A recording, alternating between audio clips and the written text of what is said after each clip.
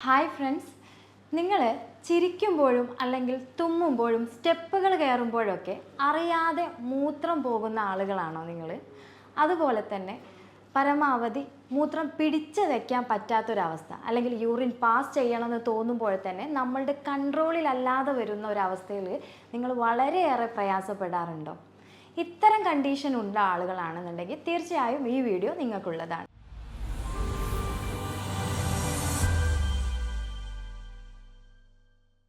ഞാൻ doctor Haseena, doctor Basil സോമിയ hospital, Pandikkad, Malappuram ജില്ല.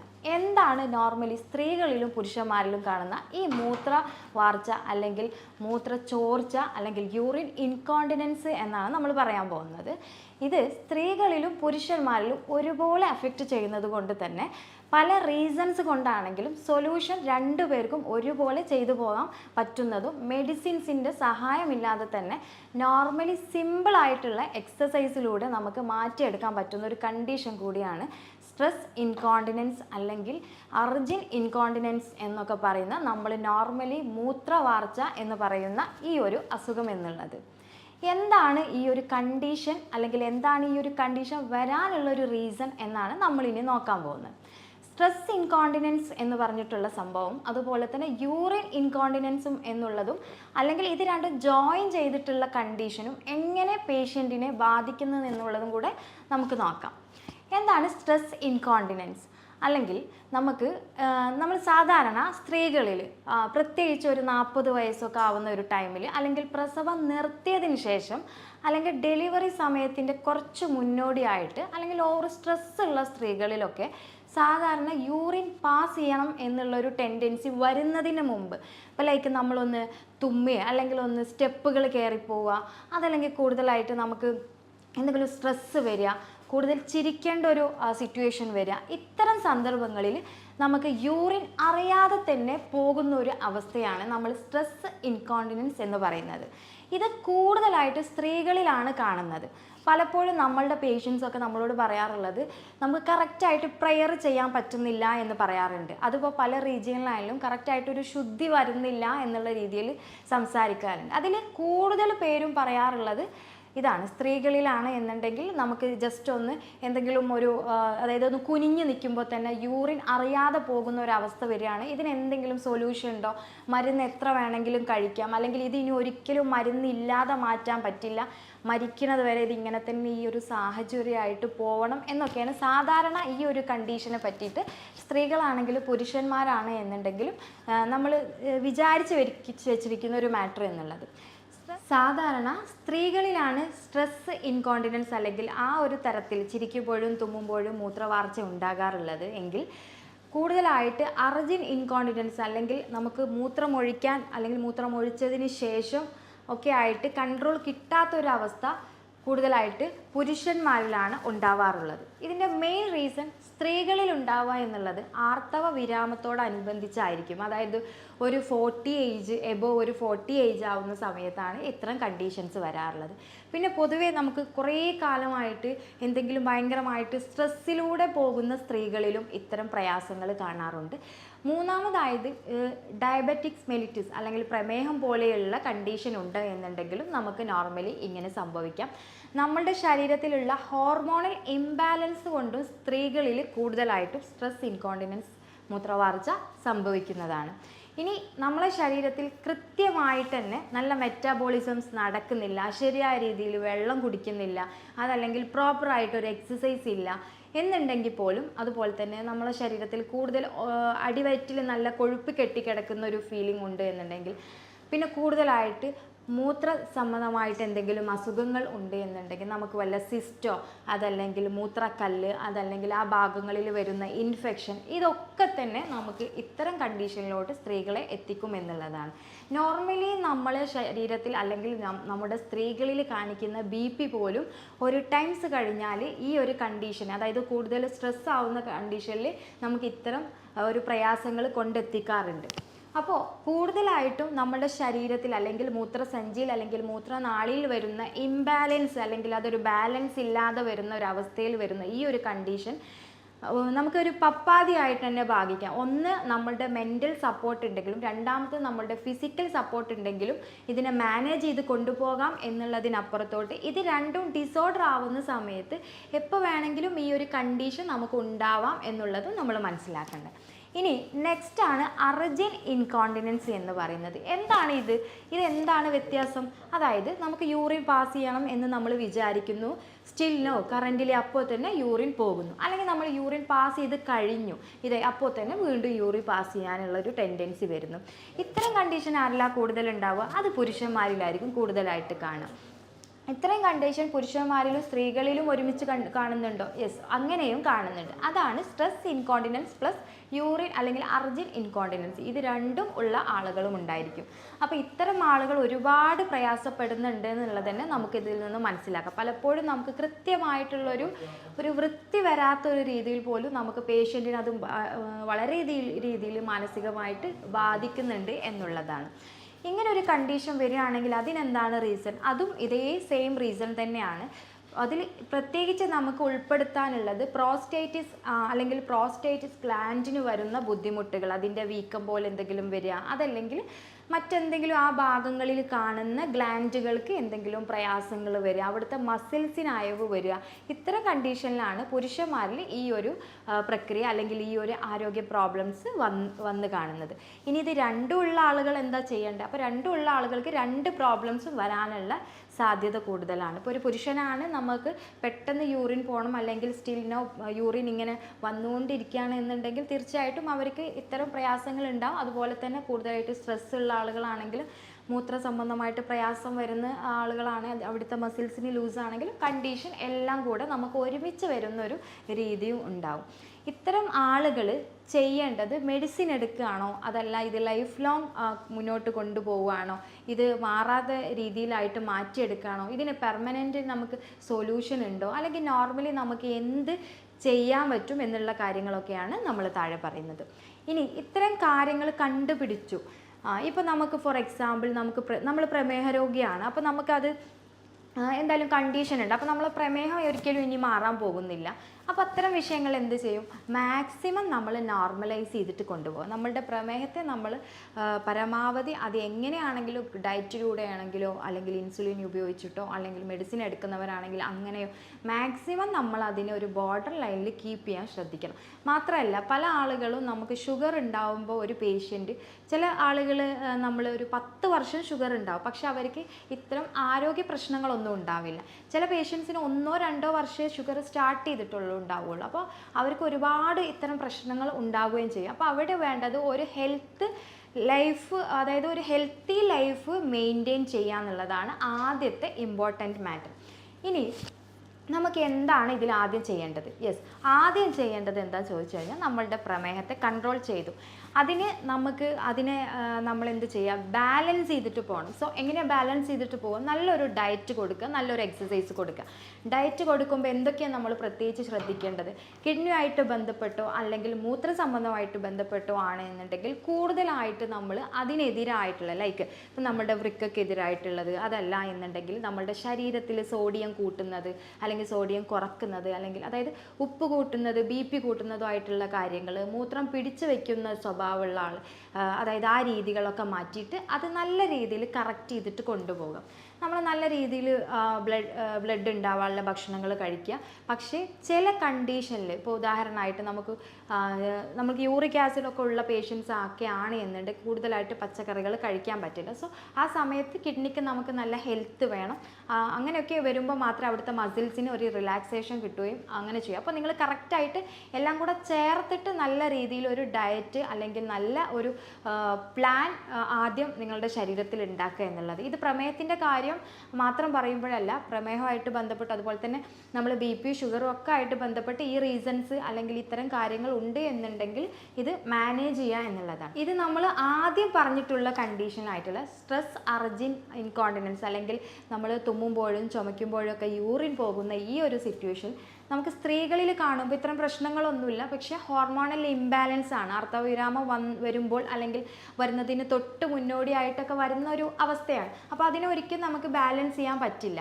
So അതിന് നമ്മൾ ചെയ്യേണ്ട കാര്യം ഇതുപോലെ തന്നെ നല്ലൊരു ഡയറ്റ് പ്ലാൻ അല്ലെങ്കിൽ നല്ലൊരു എക്സസൈസ് ഉണ്ടാക്കുക എന്നുള്ളതാണ്.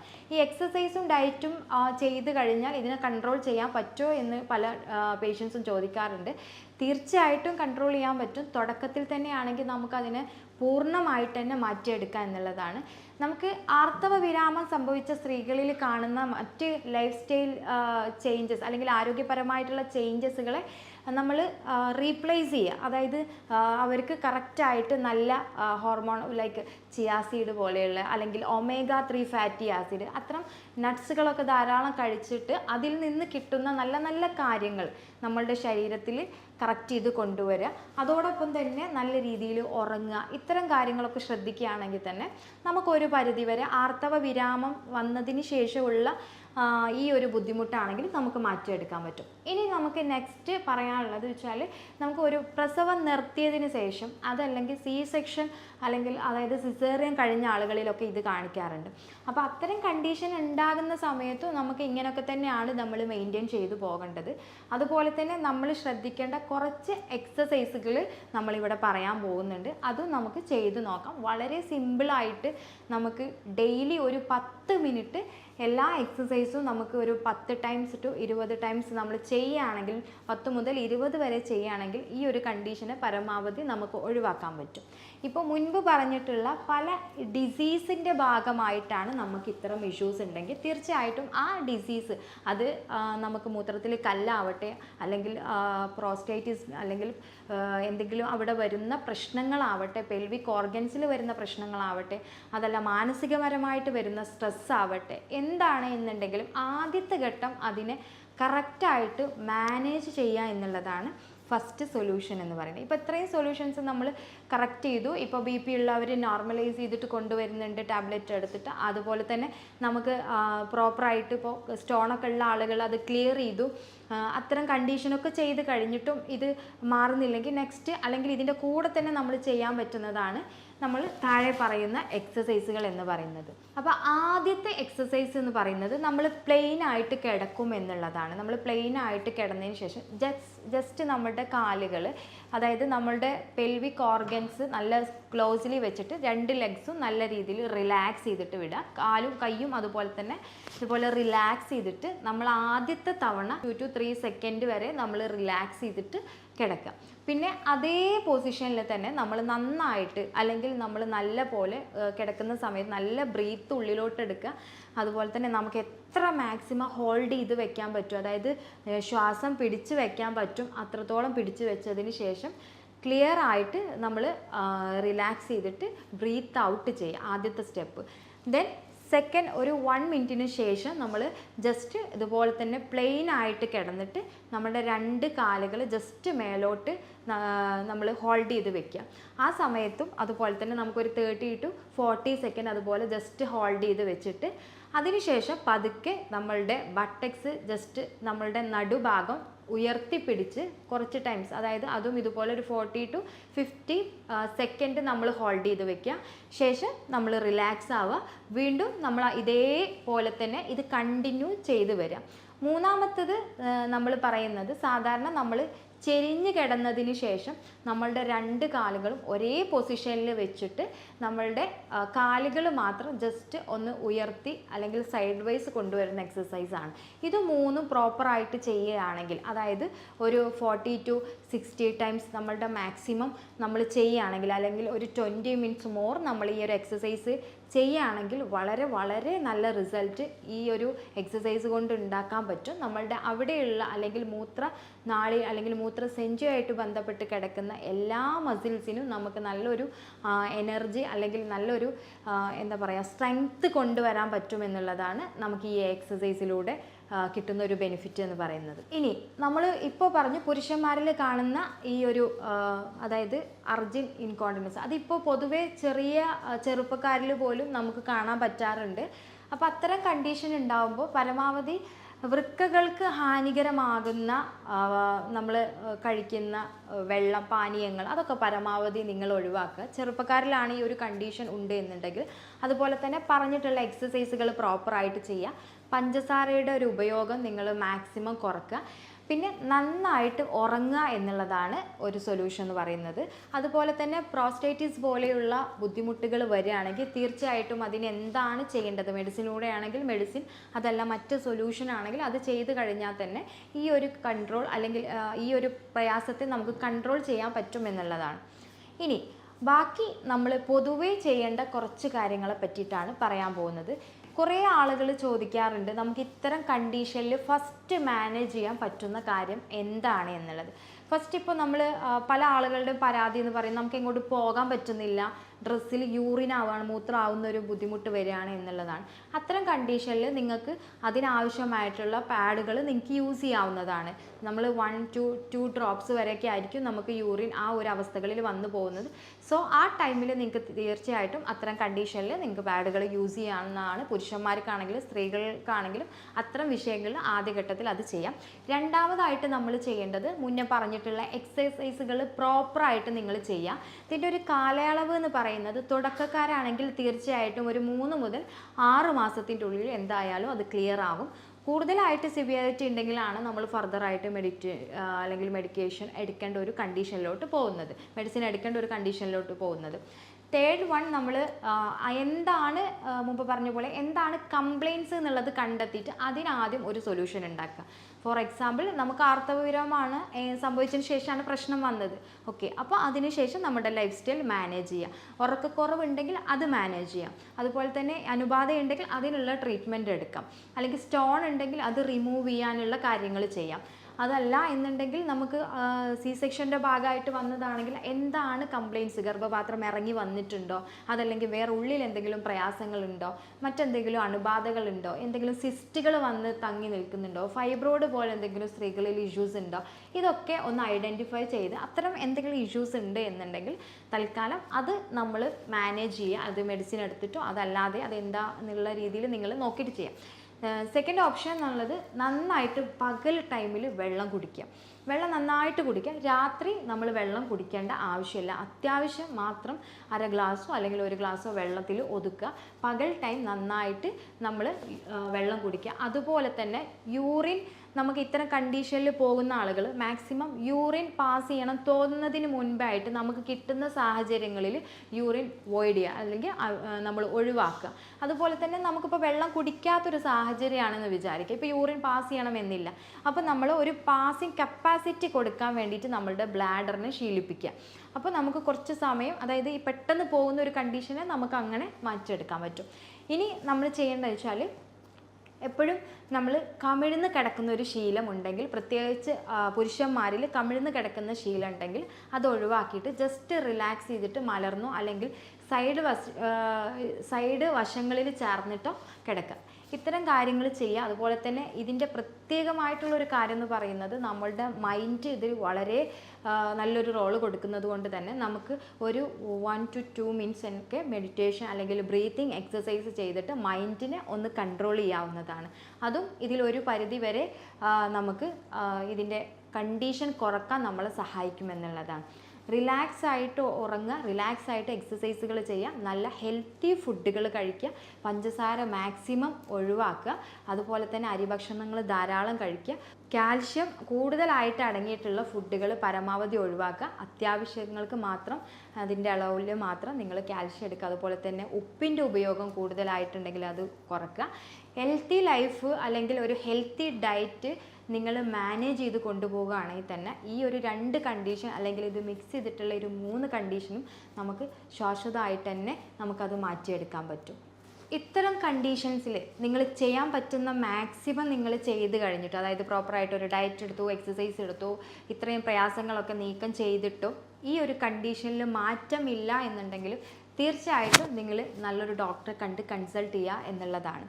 കാരണം ഇത് ശാരീരികമായിട്ടും അതുപോലെ തന്നെ മാനസികമായിട്ടും പേഷ്യൻസിൽ വളരെയധികം പ്രയാസപ്പെടുന്നത് കൊണ്ട് തന്നെ തീർച്ചയായിട്ടും ഇതിന് ആദ്യഘട്ടത്തിൽ മെൻ്റലി ഒരു ഫിസിക്കലി ഒരു സപ്പോർട്ട് അല്ലെങ്കിൽ ഒരു ട്രീറ്റ്മെൻറ്റ് ആവശ്യമായിട്ട് വരും. ഇത്തരം പ്രയാസങ്ങൾ അനുഭവപ്പെടുന്ന പേഷ്യൻസിന് നമ്മൾ മാനസികപരമായിട്ടും ശാരീരികപരമായിട്ടും അപഗ്രഥിച്ചതിന് ശേഷം ശരിയായ രീതിയിൽ യൂറോപ്യൻ നിർമ്മിത സോഫ്റ്റ്വെയറുകളുടെ സഹായത്തോടെ രോഗനിർണയം അതുപോലെ തന്നെ ജർമ്മൻ മെഡിസിൻസുകളുടെ സഹായത്തോടെ ശാശ്വതമായിട്ടുള്ള ഒരു പരിഹാരം കൊടുക്കാൻ പറ്റും എന്നുള്ളതാണ്. പേഷ്യൻസിന് നേരിട്ട് ഹോസ്പിറ്റലിൽ വരാൻ ബുദ്ധിമുട്ടുള്ള പേഷ്യൻസ് ആണെന്നുണ്ടെങ്കിൽ അല്ലെങ്കിൽ ആളുകളാണെന്നുണ്ടെങ്കിൽ ഓൺലൈനായിട്ട് അവരുടെ പ്രയാസങ്ങൾ കണ്ടെത്തി മെഡിസിൻസ് എത്തിച്ചു കൊടുക്കുന്നത് കൂടെ ഈ ഒരു കംപ്ലയിൻസ് അല്ലെങ്കിൽ ഈ ഒരു രീതിയെ നമുക്ക് പൂർണ്ണമായിട്ടും മാറ്റിയെടുക്കാൻ പറ്റുമെന്നുള്ളതാണ്. ഇത്തരം പ്രയാസങ്ങളുമായിട്ട് ബന്ധപ്പെട്ട് എന്തെങ്കിലും നിങ്ങൾക്ക് കൂടുതലായിട്ട് അറിയാനുണ്ടെങ്കിൽ തീർച്ചയായിട്ടും താഴെയുള്ള നമ്പറിൽ കോൺടാക്റ്റ് ചെയ്യാവുന്നതാണ്. ഞാൻ doctor Haseena, doctor Basil Soumya hospital, Pandikkad, Malappuram ജില്ല.